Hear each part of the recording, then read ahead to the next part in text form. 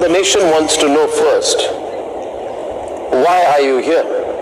You haven't been speaking for the last 3 or 4 years. It's only now that you've given out your perspective. What has made you come out and face the cameras today, Hrithik? Well, first of all, I just want to say that I am not a victim, as you just said. I know it's a word that went with that sentence, but I don't consider myself a victim. I don't think anything that can happen in my life will make me think that way about myself. I just want to clear that up first. A subject of stalking, perhaps, rather than a victim of stalking.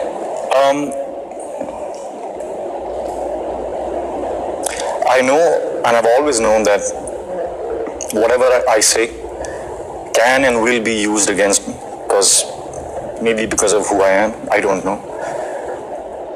And I have to be honest that I am very, very uncomfortable right now.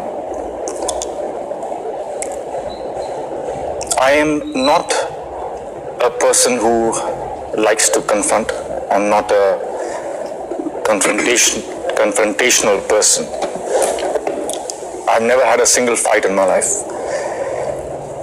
neither with a man or with a girl. Even in my divorce, there was no fight. I ask myself a simple question every single time: what's the shortest route to peace? I get my answer and I follow. I also know that there is absolutely no grace in what I'm doing right now.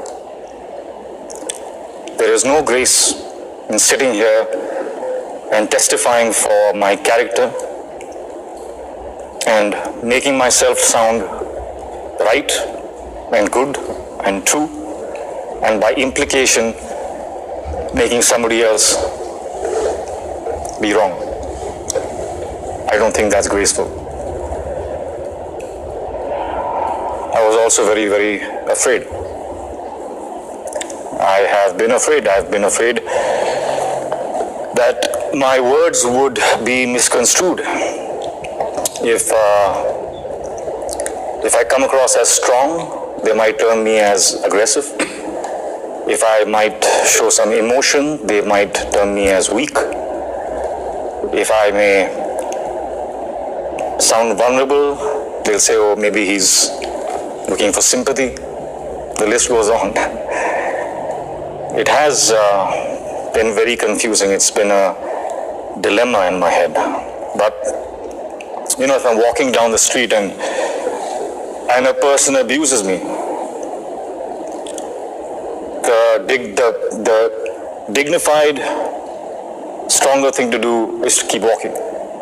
It doesn't affect my life. But if that person starts hurtling stones into my home and affects the well-being of me and my family, then that silence is no longer strength. That silence then becomes weakness, and